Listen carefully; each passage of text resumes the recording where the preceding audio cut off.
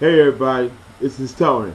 Now normally I come in here, I'll be hooping and hollering. I got some real exciting stuff and a lot of dizzy stuff to talk about. But tonight I got 2 cents that I want to share with you. Because I think it's an important message that we should all listen to.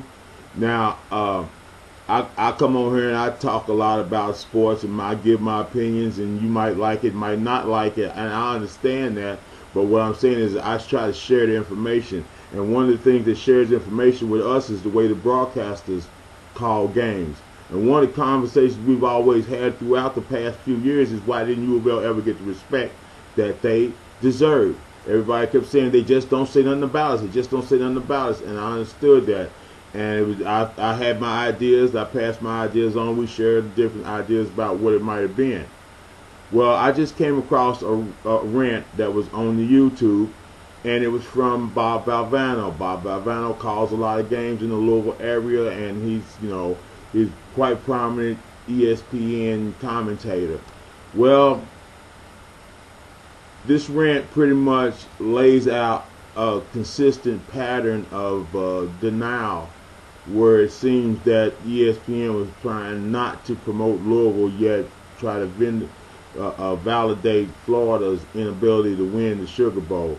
And this type of slighted conversation that went on through the game, he pretty went into pretty much detail about how poorly the network allowed that to happen. They could have produced a better product, and they didn't. And the reason I'm talking to you tonight is I thought that I'm going to pass this link on to you, because if you ever sat and listened to what I'm talking about, you sat and listened to those guys on SportsCenter, you listened to them on PTI, Around the Horn, or wherever your sports debate station is, you sit and listen to these talking heads talk the game. And this piece by Bob Valvano is really strong. And if you ever listen to sports journalism, you need to listen to this video. And it scared me. Really, it scared me. And I tell you why. Because I respect Bob, because Bob's comes straight at you and tells you exactly what he thinks is going on. But in the last few months, Bob was picked Sportscaster of the Year, like best TV broadcaster out there, I think is what his title was. I'm not quite sure, but he won that. And a few weeks back, dude had a heart attack. So when you think this guy reached the pinnacle of his profession, and within weeks he's possibly could have died. So it just adds so much validity knowing those two things, and then you listen to him talk.